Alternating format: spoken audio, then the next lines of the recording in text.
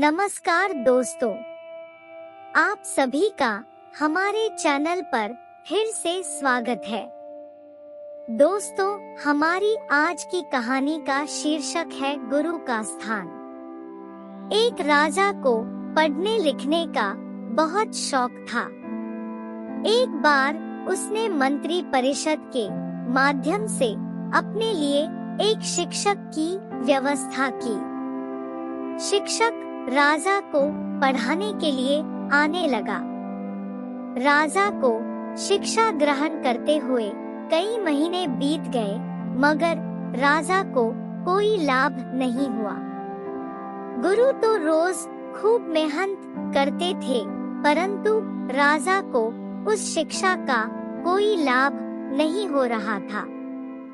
राजा बड़ा परेशान था, लेकिन गुरु की प्रतिभा और योग्यता पर सवाल उठाना भी गलत था, क्योंकि वो एक बहुत ही प्रसिद्ध और योग्य गुरु थे। आखिर में एक दिन रानी ने राजा को सलाह दी कि राजन, आप इस सवाल का जवाब गुरु जी से ही पूछ कर देखिए। राजा ने एक दिन हिम्मत करके गुरु जी के सामने अपनी जिज्ञासा रखी।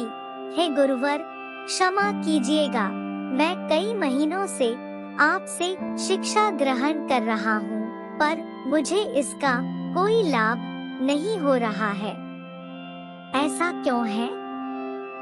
गुरु जी ने बड़े ही शांत स्वर में जवाब दिया, राजन, इसका कारण बहुत ही सीधा सा है। गुरुवर, कृपा करके आप शीघ्र इस प्रश्न का उत्तर दीजिए, राजा ने विनती की।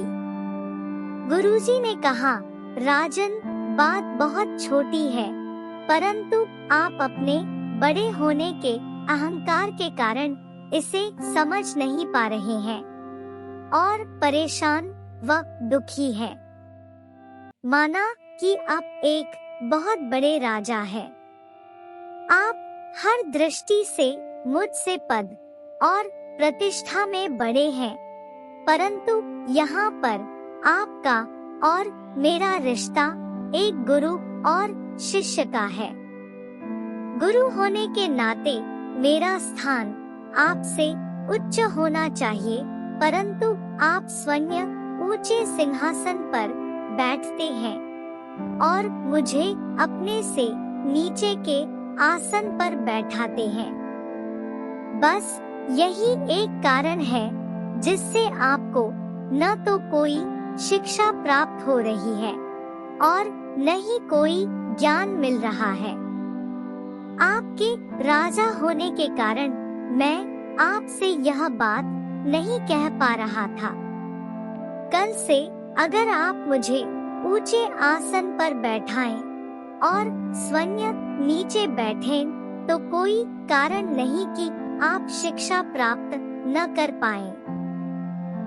राजा की समझ में सारी बात आ गई और उसने तुरंत अपनी गलती को स्वीकारा और गुरुवर से उच्च शिक्षा प्राप्त की।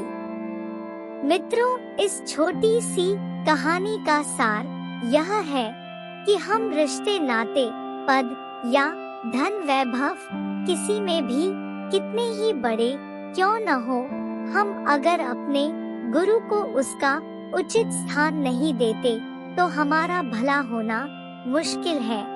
और यहाँ स्थान का अर्थ सिर्फ ऊंचा या नीचे बैठने से नहीं है।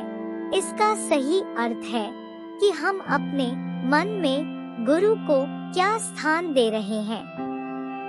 क्या हम सही मायने में उनको सम्मान दे रहे हैं या स्वयं के ही श्रेष्ठ होने का घमंड कर रहे हैं?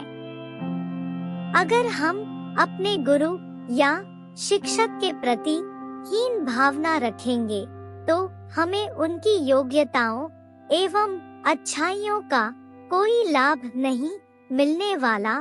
और अगर हम उनका आदर करेंगे, उन्हें महत्व देंगे, तो उनका आशीर्वाद हमें सहज ही प्राप्त होगा।